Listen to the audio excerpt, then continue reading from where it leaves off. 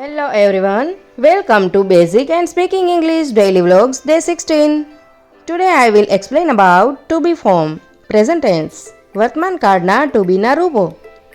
To be એટલે થવું, હોવું કે બનવું એવો અર્થ થાય છે.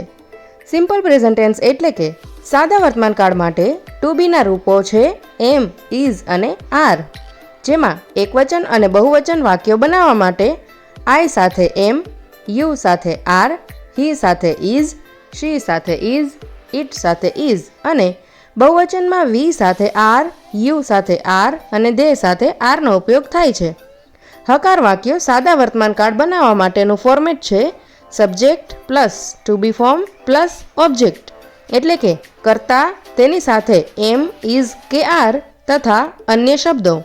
Four example I am a teacher. હવે તમે ટ્રાય કરો. I ખાલી જગ્યા a student. You are a doctor. You ખાલી જગ્યા a pilot. We are friends. We ખાલી જગ્યા students. They are neighbors. They ખાલી જગ્યા cousins. આજના બ્લોગમાં બસ આટલું જ. ત્યાં સુધી ઇંગ્લિશ શીખવાની પ્રેક્ટિસ કરતા રહો. લાઇક, શેર, સબસ્ક્રાઇબ કરતા રહો. Thank you.